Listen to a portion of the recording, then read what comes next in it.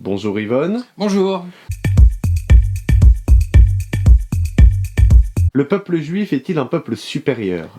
Supérieur. Vous savez, Tristan Bernard, qui était un dramaturge, lorsqu'il a été arrêté pendant la Seconde Guerre mondiale, parce qu'il était juif, il a eu ce trait d'humour en disant « J'appartiens à ce peuple qu'on a souvent appelé élu, enfin, disons, en ballottage, a-t-il dit. » Et dans ce mot d'esprit, bien sûr, il se tourne vers les antisémites qui, paradoxalement, élisent le peuple juif, lui reconnaissent une sorte de force décuplée, comme si la seule manière de se confronter au peuple juif, c'était de le dompter en reconnaissant qu'il a comme la force d'un lion.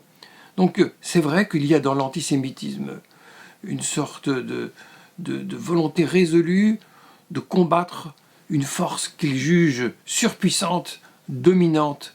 Et c'est une vision bien antisémite de considérer le peuple juif comme, entre guillemets, supérieur sous cet angle-là. Mais il y a aussi à l'intérieur du peuple juif des gens qui ont une vision que je qualifierais de fanfaronnante, qui considèrent que, de manière très narcissique, que l'âme juive est une âme supérieure.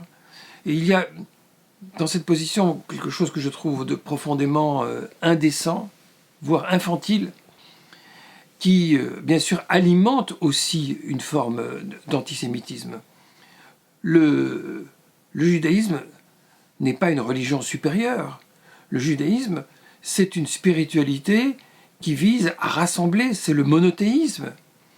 Bien sûr, on ne peut pas ignorer le fait que le peuple juif a une destinée tout à fait singulière, étonnante. Les chrétiens appellent ça le mystère d'Israël. Il suffit de regarder les actualités, de voir qu'il n'y a pas un seul jour sans que l'on entende parler de juifs ou d'Israël. Il y a même un mot d'esprit qui circule en Israël depuis longtemps, qui dit que quand l'État d'Israël éternue, le monde se mouche. C'est dire à quel point, effectivement, il y a une sorte de centre névralgique, une sorte d'enjeu sous-jacent très fort qui se noue autour de la destinée du peuple juif. Alors il ne s'agit pas d'une supériorité, mais effectivement de la reconnaissance que quelque chose d'essentiel se passe, que le peuple juif est une sorte de microcosme et qu'il est l'épicentre. Et de ce fait, de cette forte intervention des Juifs dans le monde et dans les choses, il y a de l'envie, de la jalousie. Si bien qu'avec le peuple juif, il y a toujours eu une sorte de grande histoire d'amour et de haine, et malheureusement plus souvent de haine que d'amour. Quelque chose qui est un mélange explosif d'aversion et d'admiration. C'est la caractéristique de la haine envers les Juifs, de l'antijudaïsme et de l'antisémitisme. Alors, les Juifs sont-ils supérieurs? Non, je déteste ce mot, mais je voudrais citer, pour terminer, Mark Twain, d'ailleurs, qui a parfois été considéré comme peu aimable envers les Juifs, mais il a eu ce mot d'esprit tout à fait étonnant.